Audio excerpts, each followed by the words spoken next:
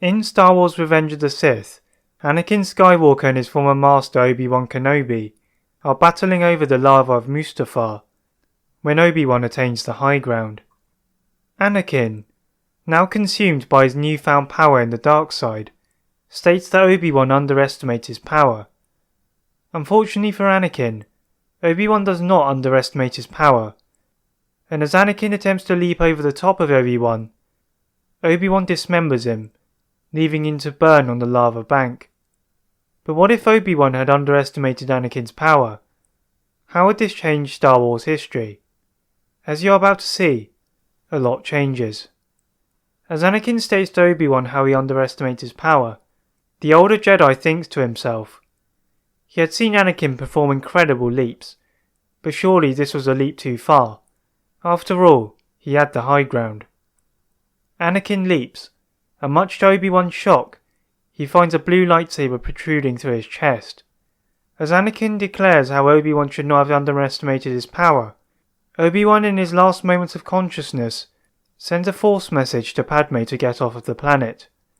Padme, who herself is fading in and out of consciousness after Anakin's force choke and gradually losing the will to live, uses her last ounce of willpower to summon R2-D2 and C-3PO, who then carry her off into space.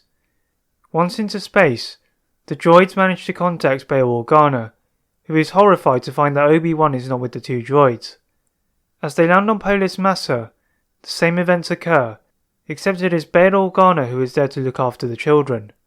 As Leia is given to Bail Organa, Yoda takes Luke to Tatooine, playing the same role as Obi-Wan, except being off-planet more than not, as he sought to learn more about the Force.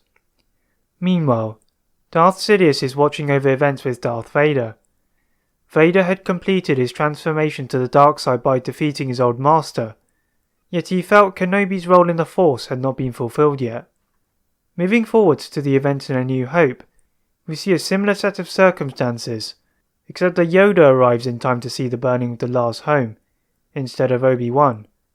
Yoda and Luke venture off to Dagobah to begin their training, and as a result, do not meet up with Han Solo or Chewbacca. As Luke lands on the swampy planet, he can understand why Yoda had brought him here. He felt a great connection with the planet's energy, as if he was in control of the surroundings. Beginning his training, Yoda can see the same issues as he did in his father, with fear and anger being a constant in Luke's mind. One day, Yoda senses they are not alone. Venturing deep into one of Dagobah's dense forests, he sees a white light moving towards him. Sensing no harm, he deactivates his lightsaber, as he laid his eyes upon the Force ghost of Qui-Gon Jinn. Qui-Gon looked visibly pale, even for a ghost, as he warns Yoda of how they face a far greater threat than the Emperor and his apprentice.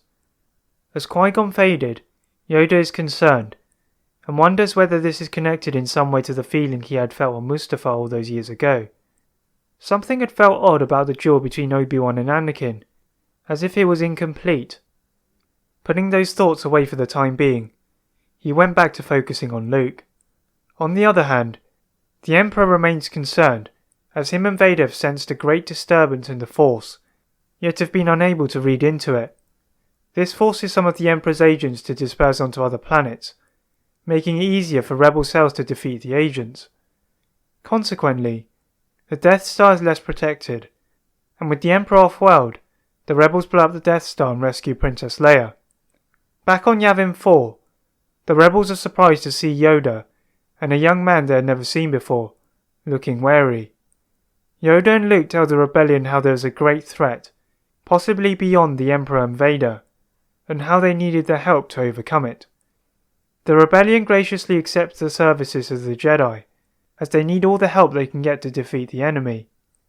Meanwhile, on the planet of Malachor 5, the symbol of pain rose once more. That is it for part 1 of What If Obi-Wan Underestimated Anakin's Power. If you would like to see a part 2, and know what the symbol of pain is, please like this video and subscribe for more what ifs, and as always, leave a comment on what if you'd like to see next. Thank you very much for watching, and see you next time.